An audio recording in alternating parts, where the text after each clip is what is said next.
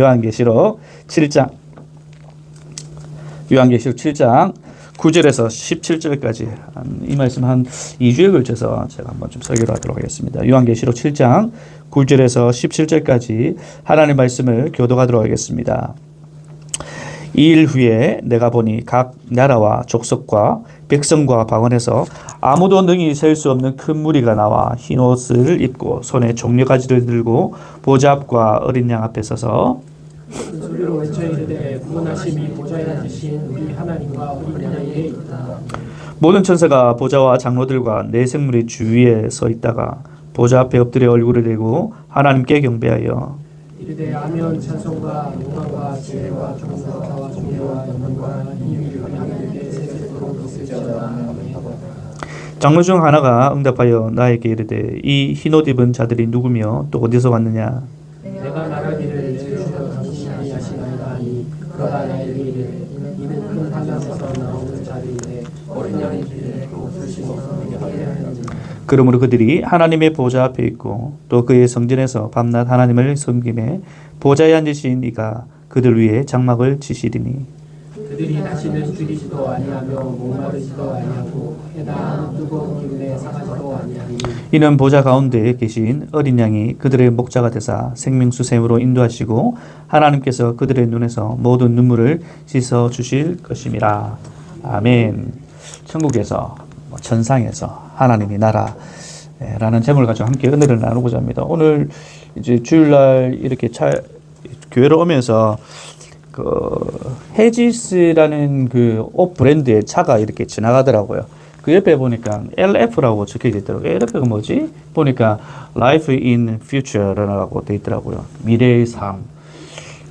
이건 옷 광고가 오늘 그걸 딱 보는 순간 오늘 말씀이 같이 좀 오버랩 되더라고요.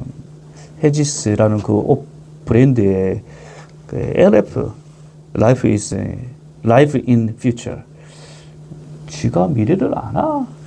뭐 미래를 말할 수 있는 사람인가? 그런 회사인가? 우리는 미래에 대해서 늘 뭐 생각을 하죠. 미래, 더 나아가서 천국. 정말 천국이 있는 것인가? 뭐 교회를 다니는 사람들도 정말 천국에 대한 어떤 뭐 의심하는 사람도 들어 있기는 하죠. 하지만 성경 분명하게 우리에게 하나님 나라 천국이 종국적으로 가야 할 천국이 있다라고 분명히 말을 하고 있죠. 어느 책에 보니까 그 소설 어떤 책 가운데 이 어린 아이가 이렇게 물었다고 합니다. 엄마, 남자들도 천국에 가나요? 하나님 나라에 가나요? 이런 뭐 글이 있더라고요. 그래서 그 엄마가 아이가 그렇게 물으니까 물론 가지. 왜 그렇게 생각하냐라고 하니까 그 어린 여자아이가 늘 책에서 보니까 그 수염난 아저씨들은 그 천국에 그 그림 같은 거 있지 않습니까? 그림에 수염난 사람들은 안 보인대요. 그러니까 어린애지, 어린애 생각에 뭐 천국, 뭐 하나님 나라 뭐 늘 얘기를 하는데 사진 뭐 그림에 보니까 뭐 수염난 천사가 보이던가요? 어린애 입장에서는 안 보이는 겁니다. 그래서 지금까지 뭐 책에서 보니까 뭐 남자들이 안 보이는 것 같다. 그러니까 이 엄마가 남자들도 당연히 가지 수염 깎고 간단다. 뭐 우스갯소리로 뭐 이런 글이 있더라고요. 그러니까 우리는 뭐 하나님 나라 천국 농담의 대상은 아니죠. 실제입니다. 실제 하나님 나라 실상입니다. 실제입니다. 오랜 세월 동안 신앙생활을 하면서 늘 힘들고 어렵지만은 그 자리를 지키는 이유가 무엇인가 하니 우리에게 뭐가 있기 때문에 천국이 있기 때문에 맞잖아요. 지금 삶이 고되고 힘들고 어렵다 할지라도 내가 이 자리를 지키는 이유가 무엇인가 하니 우리에게 소망이 있는데 그 소망이 무엇인가? 천국이 있기 때문입니다. 옛날에 수많은 사람들이 그런 여러 가지 고난과 어려움 가운데 기독교를 믿으면서 다 뭐 인생이 다 잘 나갔나요? 우리가 역사적으로 살펴보면 수많이 예수님 믿는 것 때문에 고난과 여러 가지 어려움과 더 나아가 순교까지 한 신앙의 선배들 너무 잘 알지 않습니까? 가까이는 우리나라 신사참배로 인해서 수많은 사람들이 예수님 그냥 단지 좀 안 믿는다 하고 예수님의 어떤 그 그림을 안 밟고 한 번 살짝 밟고 지나가면 살 수 있는 겁니다. 그런데 그렇지 않았던 신앙의 선배들 있잖아요. 왜 그랬을까요? 그들 가운데 참된 소망이 있기 때문이라는 사실이죠. 우리에게 이런 참된 소망, 천국이 어떻게 보장되었는가 합니다. 어떻게 보장되었는가? 바로 오늘 많은 교회, 모든 교회들이 기념하고 있는 바로 이 부활절입니다. 부활. 그래서 부활이 중요하다는 겁니다. 고린도전서 15장 14절에서 19절에 이런 말씀입니다. 함께 읽읍니다. 시작. 그리스도께서 다시 살아나지 않으셨으면 우리가 전파하는 것도 헛된 것이요 너희 믿음도 헛것이며 또 우리가 하나님의 거짓 증인으로 발견되리니 우리가 하나님이 그리스도를 다시 살리셨다고 정하였습니다. 만일 죽은 자가 다시 살아나는 일이 없으면 하나님이 그리스도를 다시 살리지 아니하셨으리라. 만일 죽은 자가 다시 살아나는 일이 없으면 그리스도도 다시 살아나신 일이 없었을 터이요. 그리스도께서 다시 살아나신 일이 없으면 너희의 믿음도 헛되고 너희가 여전히 죄 가운데 있을 것이요. 또한 그리스도 안에서 잠자는 자도 망하였으리니 만일 그리스도 안에서 우리가 바라는 것이 다만 이 세상의 삶뿐이면 모든 사람 가운데 우리가 또 그러니까 부활이 없다면 계속적으로 얘기하죠. 헛된 것이다. 우리가 믿는 것이 헛된 것이다. 부활, 예수 그리스도의 부활. 그런데 예수께서 부활하셔서 그 부활을 통해서 예수님의 부활을 통해서 뭐라고 얘기하냐면 첫 열매가 되셨다고 얘기합니다. 예수님의 부활이 첫 열매가 되셨다고 얘기합니다. 그 의미가 무엇인가? 고린도전서 15장 20절입니다. 읽겠습니다. 시작. 그러나 이제 그리스도께서 죽은 자 가운데서 다시 살아나사 잠자는 자들의 첫 열매. 그러니까 예수님께서 부활하셨습니다. 십자가에 달려 죽으셨죠. 죽으시고 사흘 만에 부활하셨습니다. 그 부활하신 것을 뭐라고 얘기하느냐 하면 잠자는 자들의 뭐라고요? 첫 열매가 되셨다라고 얘기합니다. 자, 첫 열매라는 말은요. 첫 열매의 그 의미는 무엇인가 하니 그 위에도 수확이 됨을 보증하는 겁니다. 열매가 하나 탁 났지 않습니까? 가지에서 열매가 났다는 것은 다른 가지에도 열매가 열린다 안 열린다? 열린다라고 하는 보장이 되는 겁니다. 이해가 되셨나요? 하나의 열매가 나왔다는 것은 그걸 통해서 다른 데도 열매가 맺힌다 안 맺힌다? 맺힌다는 겁니다. 예수님이 부활의 첫 열매라는 사실은 장차 예수 그리스도를 믿는 자들의 부활에 보증되는 사건이 된다는 말입니다. 예수님이 부활하셨기 때문에 그 예수님의 부활을 통해서 예수 그리스도를 믿는 모든 자들에게도 뭐 어떻게 된다? 부활된다는 보증이 된다는 겁니다. 그래서 예수님의 부활이 우리에게 중요하다는 겁니다. 예수님께서 부활하셨기 때문에 그 증표가 우리에게도 동일하게 일어난다는 사실이죠. 자, 그렇다면 이제는 예수님 부활하셨습니다. 맞습니다. 자, 그렇다면 예수님 부활하셨고 또한 우리 또한 언젠가는 죽게 되어 있고 또한 죽은 이후에 예수님께서 재림하시면 우리 또한 부활할 것인데 그러면 부활 이후에 우리의 삶은 어떻는가 하죠? 어떻게 살아갈 것인가? 어떻게 살겠어요? 부활 이후에 내 GS 가야 되나? 이래야 됩니까? 중국 가서 아니면 보험 또 해야 되나? 부활 이후의 삶, 청정 가야 되나? 그러니까 부활 이후의 삶에 대해서 우리는 명확하게 알 필요가 있습니다. 그 삶에 대해서 오늘 본문에서는 얘기하고 있습니다. 부활 이후의 삶. 오늘 요한계시록은요, 사도 요한이 밤모섬에 유배되어서 하나님께 받은 계시의 말씀입니다. 성경에 요한이라는 인물이 나타나는데 헷갈리지 마시기 바랍니다. 세례 요한이 있고요. 그리고 사도 요한이 있습니다. 그냥 우리가 요한이라 그러면 자꾸만 헷갈릴 수가 있는데 세례 요한이 있고 왜 세례 요한입니까? 예수님께서 공생애 하기 전에 누구에게 세례를 받으셨다? 요한에게. 그래서 앞에 세례 요한이라고 합니다. 세례 요한. 그리고 오늘 이 요한계시록은 누구냐면 사도 요한입니다. 사도 요한은 요한복음에 나오는 요한입니다. 요한복음에 예수님께서 정말 사랑하는 제자라고 얘기하고 있는 그 사람이 바로 사도 요한입니다. 헷갈리지 마시기 바랍니다. 예수님께서 죽으시고 부활하신 후 정말 생명 다해 예수님의 십자가와 예수님의 사랑과 예수님의 부활을 증거한 사람이 바로 사도 요한입니다. 이 요한계시록의 어떤 시대적 배경을 보면요, 굉장히 로마의 핍박을 당했던 시기입니다.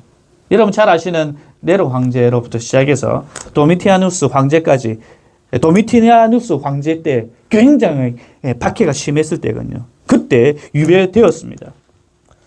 어디라고 했죠? 밤모섬이라는 곳에. 전승에 따르면요, 사도 요한이 어떻게 죽었냐면 뜨거운 기름 가마 속에 넣어졌다고 합니다.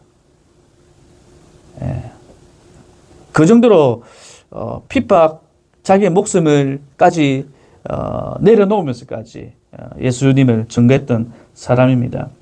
밤모섬에 유배되었을 때 예수님께서 요한에게 말씀하신 성경이 요한계시록입니다. 요한계시록 1장 1절입니다. 시작. 예수 그리스도의 계시라. 이는 하나님이 그에게 주사 반드시 속히 일어날 일들을 그 종들에게 보이시려고 그의 천사를 그 종 요한에게 보내어 알게. 예수 그리스도의 계시라. 예수께서 요한에게 보여주신 말씀입니다. 뭐 허구가 아니라 어디서 굴론 얘기가 아니라 예수께서 분명하게 계시한 말씀입니다. 곧 일어날 일들에 대해서 얘기한 말씀이죠. 요한계시록의 핵심은요, 바로 예수 그리스도의 궁극적 승리를 얘기하고 있습니다. 요한계시록 쭉 읽어보면 핵심은 무엇인고 하니 뭐 여러 가지 일들이 있지만은 요한계시록은요, 예수 그리스도의 뭐라고? 궁극적 승리라는 겁니다. 예수 안에 승리가 있다는 것을 얘기하고 있습니다. 하나님의 주권 아래 세상이 심판당함을 얘기하고 있습니다. 요한계시록을 읽으면 우리 그리스도인들이 비록 환난과 고난과 여러 가지 어려운 상황 가운데 있다 할지라도 하나님의 주권 안에 우리가 있다는 사실입니다. 어려운 상황 가운데 있다 하더라도 하나님 계십니까? 이것이 아니라 그런 상황 가운데서도 하나님의 주권하심이 있고 종국적으로 악인들은 심판당할 것이고 우리는 예수 그리스도 안에서 승리한 자라는 사실을 요한계시록에서 선포하고 있습니다. 그래서 우리 성도들이 충성하고 인내하는 겁니다. 그런 상황 가운데 놓여져 있을 때 포기하고 내 인생을 포기하고 환난 가운데 나자빠지고 불신앙으로 살아가는 것이 아니라 이미 예수로 인해서 우리는 승리했고 하나님의 주권 가운데 우리가 놓여져 있고 하나님의 주권 하에 악인들은 심판당할 것이고 그런 상황 가운데 우리가 룰루랄라 할 수 있는 상황은 아니거든요. 세상이 여러 가지로 우리를 계속적으로 어렵게 만들기 때문에 그런 가운데 우리는 인내하고 충성해라. 요한계시록에서 얘기하고 있는 거죠. 그리고 그것뿐만 아니라 우리에게 주어질 새하늘과 새 땅의 소망을 우리에게 주십니다. 할렐루야. 그것을 요한계시록에서 얘기하고 있는 겁니다. 오늘 본문은요, 여러 가지 이제 요한계시록 보면 여러 가지 얘기들을 하는 가운데 오늘 본문은 어느 사이에 끼어져 있는가? 6장에서 11장까지 여러분 성경 요한계시록 보면요, 심판에 대한 내용이 나와 있습니다. 인과 그리고 나팔 심판이라는 게 있습니다. 그 사이에 있는 오늘 말씀이거든요. 이 7장의 말씀이. 그 사이에 하나님의 나라에 대해서 하나님 보좌의 주변이 어떻는가에 대해서 설명하는 부분이 바로 오늘의 말씀입니다. 심판 사이에 인의 심판, 나팔 심판 사이에 그 사이에 귀한 말씀인데 바로 이 하나님의 나라에 대한 부분들을 설명하고 있습니다. 아주 주목해 볼 말씀이죠. 요한계시록 7장 9절 우리가 방금 읽었는데 다시 제가 읽도록 하겠습니다. 이 일 후에 내가 보니 각 나라와 족속과 백성과 방언에서 아무라도 능히 셀 수 없는 큰 무리가 흰 옷을 입고 손에 종려가지를 들고 보좌 앞과 어린 양 앞에 서서 구원받은 수많은 무리가 하나님의 보좌와 어린 양, 누구죠? 어린 양 누구죠? 예수님입니다. 예수님 앞에 서 있는 모습을 지금 보여주고 있습니다. 여러분, 구원받은 수많은 무리가 하나님의 보좌와 그리고 어린 양 앞에 그 무리가 서 있습니다. 여러분, 어떤 모습입니까? 이게 뭐 벌 받는 모습입니까? 하나님의 보좌와 그리고 어린 양 앞에 수많은 무리가 서 있습니다. 지금 천국에서, 천상에서 우리가 종국적으로 가야 할 그 하나님의 나라의 모습을 보여주고 있는데 어떤 모습인 것 같습니까? 바로 예배의 모습, 예배 드리는 그런 어떤 모습을 얘기하고 있죠. 사도 요한은요, 요한계시록에서 끊임없이 오늘 우리가 7장 9절에 나와 있는 반복적으로 7장 9절뿐만 아니라 계속적으로 요한계시록을 읽다 보면요, 반복적으로 등장하는 단어가 있는데 그것이 뭐냐면 보좌라는 단어와 그리고 어린 양이라는 단어가 계속적으로 반복하고 있습니다. 왜 그러냐 하면 이 시대적 배경 또한 우리가 살펴봐야 됩니다. 이 당시 시대 상황이 어떤 상황이죠? 로마의 속국이고요. 편안한 상황이 아닙니다. 굉장히 탄압되어지고 핍박받는 그런 시대입니다. 믿는 자들이 순교당하는 시대 상입니다. 그것을 주도하는 사람이 누굽니까? 로마의 왕 가이사죠. 힘을 상징하는 자리가 뭡니까? 바로 왕의 보좌라는 겁니다. 사도 요한이 요한계시록을 계속 얘기를 하면서 설명을 하면서 이 보좌라는 단어를 계속적으로 쓰는 이유는 무엇인가 하니 너네들 지금 눈에 보이고 있는 그 가이사 로마의 왕 그 보좌보다 하나님의 나라의 보좌가 더 크다, 더 위대하다, 더 강력하다는 것을 이 글을 읽고 있는 성도들에게 말씀해 주기 위함입니다. 저 눈에 보이는 지금 우리를 핍박하고 있는 저 왕권, 저것이 더 큰 것이 아니라 저거보다 더 위대하고 강력한 그 주권, 바로 하나님의 보좌. 아무 감동이 없네. 그것을 지금 설명하고 있는 거예요. 그 하나님의 보좌가 하나님께서 지금도 이 땅을 다스리고 하나님의 목적을 지금도 이루어가고 있다는 사실을 말씀해 주고 있다는 겁니다. 그런데 홀로 계신 것이 아니라 그 옆에 바로 누가 있는가? 어린 양이 있다라고 얘기를 하고 있죠. 바로 예수님입니다. 요한계시록에 이 어린 양은 약 29번이나 등장하고 있습니다. 예수님을 요한계시록에서 어린 양이라고 표현하는 이유가 무엇입니까? 그 어린 양에 대한 그 메타포를 이 당시 읽고 있는 사람들이 다 알고 있는 겁니다. 그러니까 예수님이라는 단어를 쓰면 되는데 하나님의 보좌 옆에 예수님이 계시다 이렇게 설명하면 되는데 예수님이라는 그 단어를 쓰지 않고 어린 양을 표현하고 있습니다. 이 당시 어린 양이라고 하면 예수님과 동일하게 다 알고 있는 겁니다. 그런데 어린 양이라는 단어를 쓴 이유가 무엇인가 하니 그 어린 양이 구약시대 때 어떻게 쓰였는가를 다 알고 있는 거죠. 바로 죄를 위한 속죄 제물입니다. 예수님께서 동일하게 우리 죄를 위해서 어떻게 했다? 죽으셨다는 것을 말씀해 주고 있는 거죠. 구약에서 유월절 여러분 사건 잘 알지 않습니까? 마지막 재앙, 10가지 재앙 마지막에 장자 죽음이지 않습니까? 첫 번째 아이를 다 죽여버리겠다. 근데 죽지 아니하는 방법이 하나 있다. 그것이 뭐죠? 문지방 물소주에 무엇을 발라라? 어린 양의 피를 발라라. 그것을 볼 때 내가 넘어간다. 오버패스. 그게 유월절이었지 않습니까? 어린 양의 피가 있는 집은 내가 넘어가겠다. 그게 유월절이죠. 사도 요한은요, 예수님의 그 어린 양, 죽임 당하신 그 어린 양을 계속적으로 묘사하는데 이것은 단순하게 과거에 있었던 한 사건으로 말하고 있지 않습니다. 뭐냐면요, 과거에 분명하게 일어났지만 그 사건의 효력이 지금 또한 일어나고 있다는 것을 설명해 주고 있습니다. 요한계시록 5장 6절입니다. 읽겠습니다. 시작. 내가 또 보니 보좌와 네 생물과 장로들 사이에 한 어린 양이 서 있는데 일찍이 죽임을 당한 것 같더라. 그에게 7뿔과 7눈이 있으니 이 눈들은 온 땅에 보내심을 받은 하나님의 7.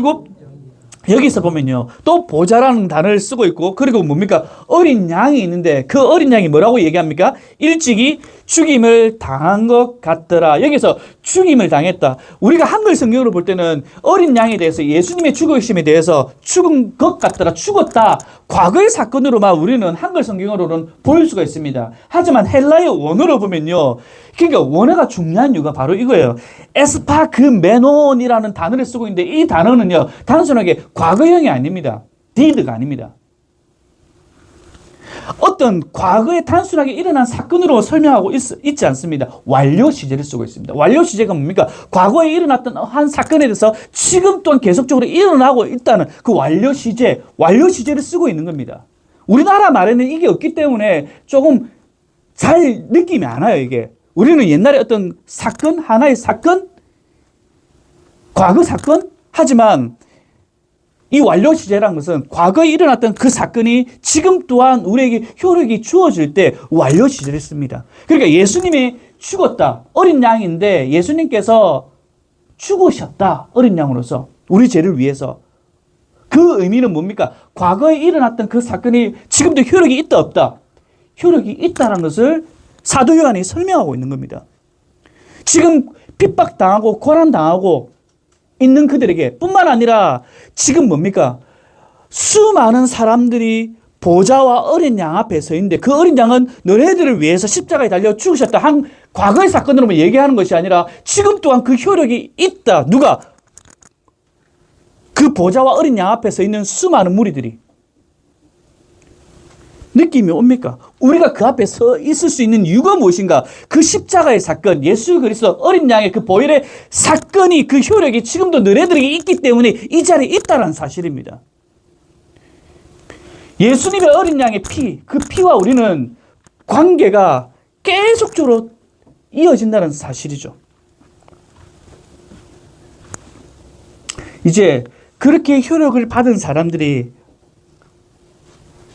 그 사람들 앞에 어떤 일이 벌어지는가? 오늘 좀 전에 읽었던 그 7장 9절에 아무도 능히 셀 수 없는 큰 물이 No one could count them. 아무도 셀 수 없다고 했습니다.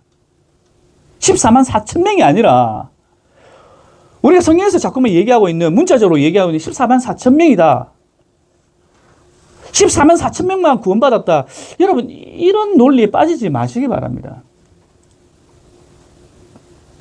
신천지는 14만 4천 넘어가니까 교리를 바꾸잖아요. 오늘 분명하게 아무도 능히 셀 수 없는 큰 물이라고 얘기합니다. 셀 수가 없다고 얘기합니다. 여러분 이걸 구약에 보면요. 분명하게 얘기하고 있습니다. 하나님께서 아브라함에게 약속을 하시지 않습니까? 14만 4천 명의 내 자손 줄 거다 이렇게 얘기합니까? 아닙니다. 뭐라고 얘기합니까? 하나님께서 아브라함에게 약속하실 때 네 자손을 하늘의 뭐와 같이? 별과 같이 그리고 바다의 모래같이 네 자손을 허락하겠다라고 약속하시지 않습니까? 그게 특정한 수가 있습니까? 아닙니다. 큰 물이 카운트할 수 없는 물이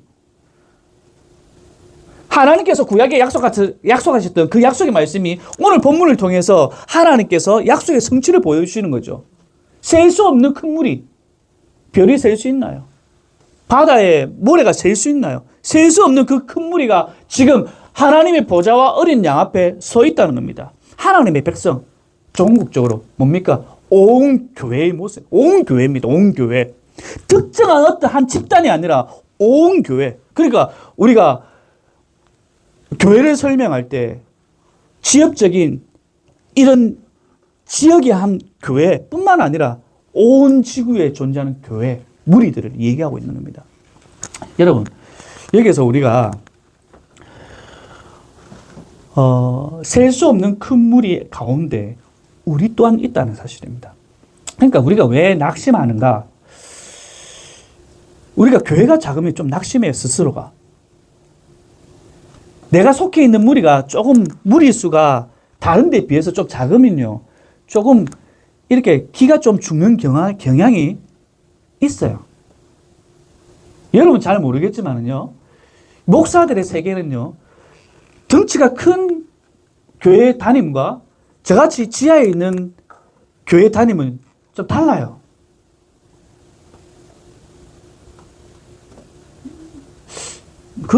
느낌을 모르시죠?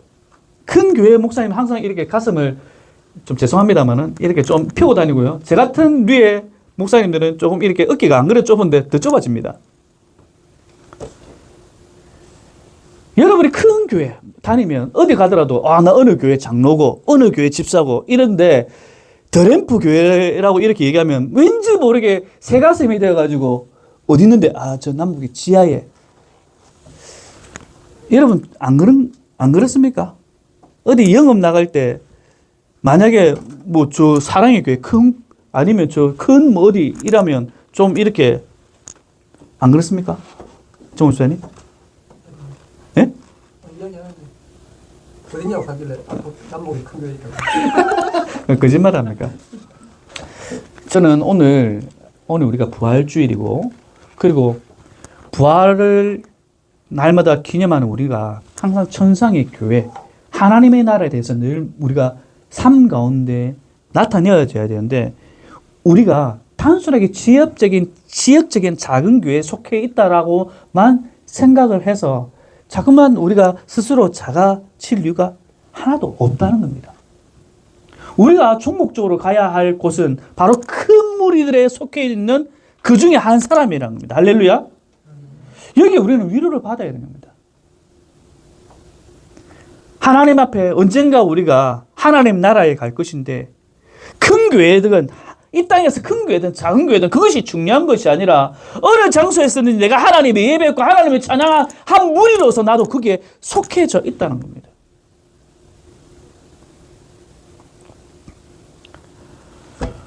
드램프 교회가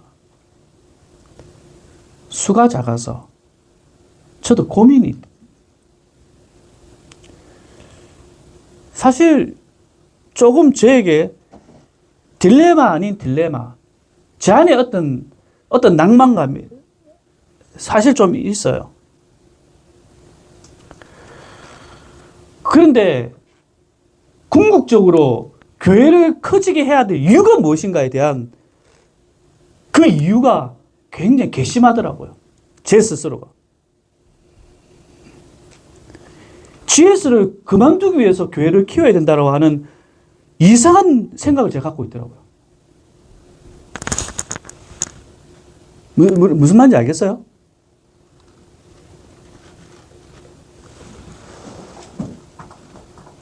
여러분 무슨 말인지 아십니까? 드램프 교회가 더 커져야 되는데 하나님 더 커지게 해주셔야 되는데 여러분 그 이유가 무엇인가 하니 순수하게 하나님을 믿지 않는 자들이 더 많아져서 그들이 하나님을 온전히 바라보고 예배하고 찬양하는데 세워지는 그걸 목적을 놓고 교회가 더 커지는 것을 바라는 것이 아니라 제가 일하고 있는 이 일을 내려놓기 위해서 교회가 더 커져야 된다라고 하는 이런 생각을 가지고 제가 교회가 커져야 된다라고 하는 이런 생각을 하고 있더라고요.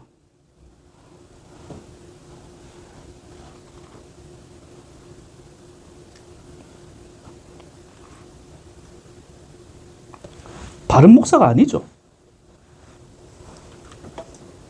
정말 바른 목사가 아니죠. 그런 부분에서는.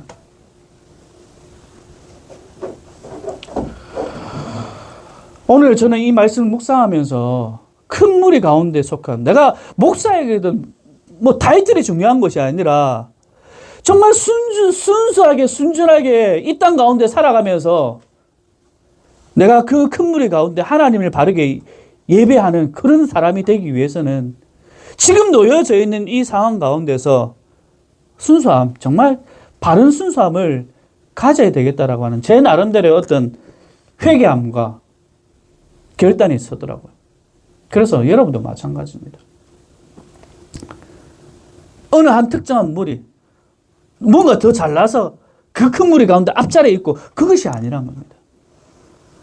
현재 우리가 하나님 앞에 드려지는 여러분의 삶의 모습 가운데 종국적으로 정말 예수님께서 재림하실 때 우리도 그 큰 무리 가운데 놓여진다는 이 믿음의 확신 가지길 간절히 소원합니다.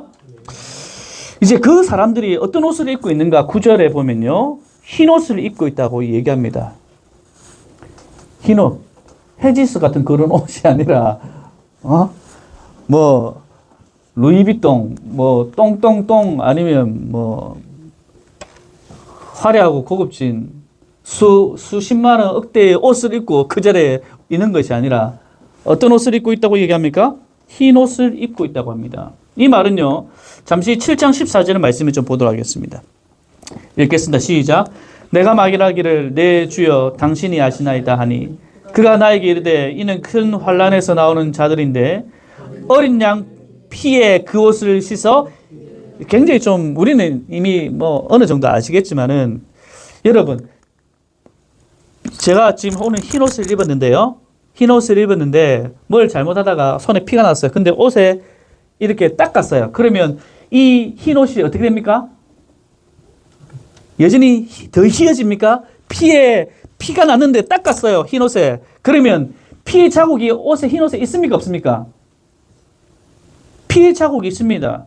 그런데 여러분, 어린 양의 피에 그 옷을 씻어 어떻게 됐다? 더 빨갛게 되었다? 뭐? 굉장히 웃긴 말씀이죠. 예.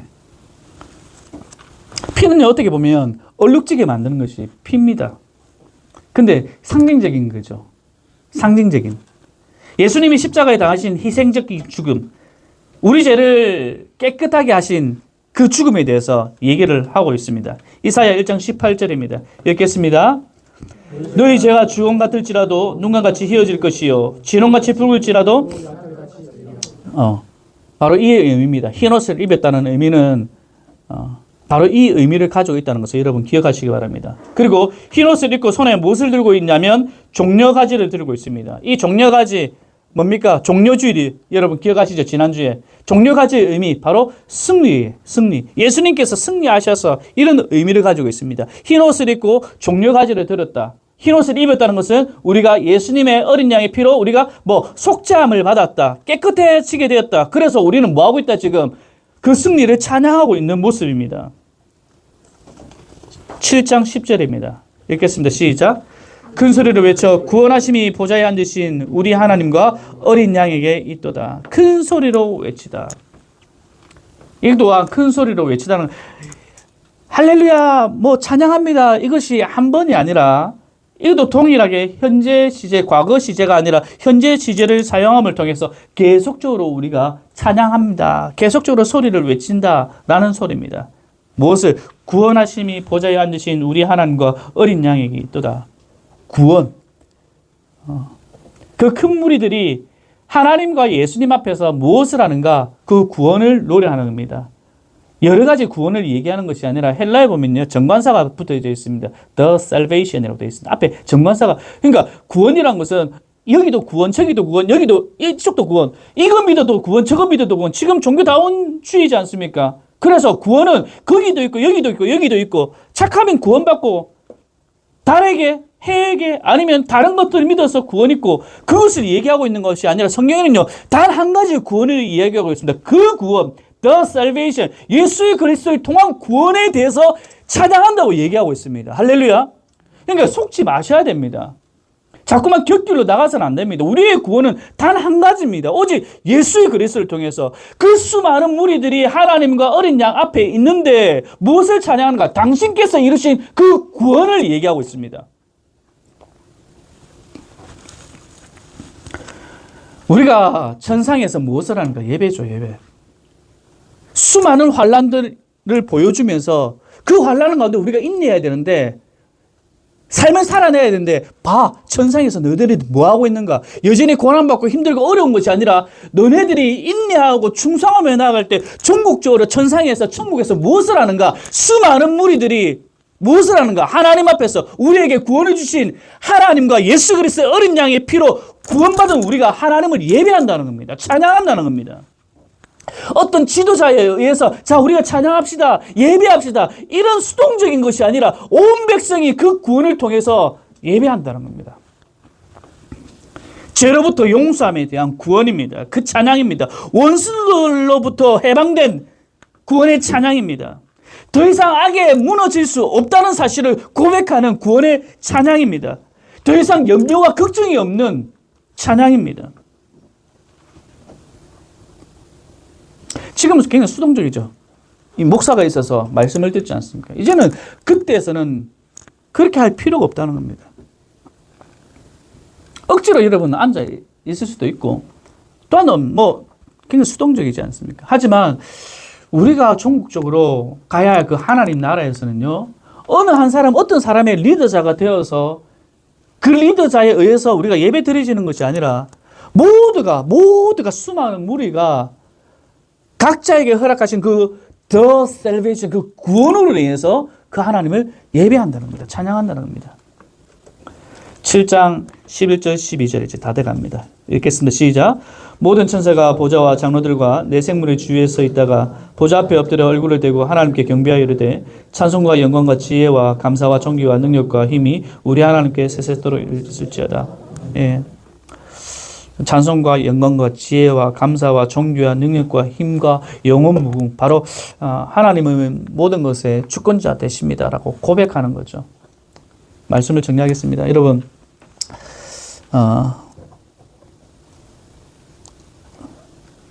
이 땅을 살아가는 것이 어려워요. 우리 대학생들은 내일부터 시험이기 때문에 벌써부터 평안이 없는 그런 마음이 있을 수도 있는데, 잘 보시기 바랍니다. 그리고 새벽까지 공부하지 마세요. 그러면 절대 공부 안 돼. 그냥 딱 10시 되면 자. 그리고 아침 일찍 일어나면 돼요. 하루하루 살아가는 것이 사람을 만나는 것도 힘이 들고 또 만나지 못해서 힘이 들 수도 있어요. 그리고 앞으로 우리가 어떻게 살아가야 될지, 현재 우리가 살아가는 것이 육신적으로 힘들고 여러 가지 어려운 상황 가운데 놓여져 있습니다. 놓여져 있을 수도 있죠. 그럼에도 불구하고 우리가 포기할 수 없고, 우리가 어떤 슬픔을 당했을 때 그 슬픔으로 낭망할 수 없는 이유가 무엇인가 하니 바로 부활입니다. 부활 때문이에요. 지금 비록 우리가 그런 어떤 마음을 잠깐 가질 수 있지만은 계속적으로 가져갈 필요가 없다는 겁니다. 왜냐하면 우리의 삶 가운데 총국적으로 우리가 드려져야 할 삶의 모습이 바로 성경에서 얘기하고 있지 않습니까? 날마다 부활의 찬양, 감사의 찬양, 예배 드리는 우리의 모습들, 그런 모습들을 우리가 삶 가운데 좀 준비해야 되지 않나 싶습니다. 그냥 마음대로 살다가 그때 가서 하지 아니에요. 지금도 예배가 이렇게 지겨운데 천국 가서 어찌 할래요? 평생 예배를 드려야 되는데 그게 지옥 아이가. 예? 그러니까 저는 그렇게 생각합니다. 우리 더램프 성도들이 예배는 자발적입니다. 예배는 자발적으로 나와야 돼요. 예배는 자발적. 왜? 구원이에요. 구원.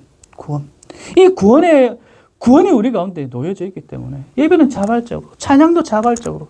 이것이 성도의 모습입니다. 예전에 죄 많고 허물 많지만은 여러분, 이 땅 가운데 하나님께서 우리에게 생명을 남겨주셨기 때문에 이 예배의 삶을 계속적으로 훈련해 가시기 바랍니다. 훈련해 가시기 바랍니다.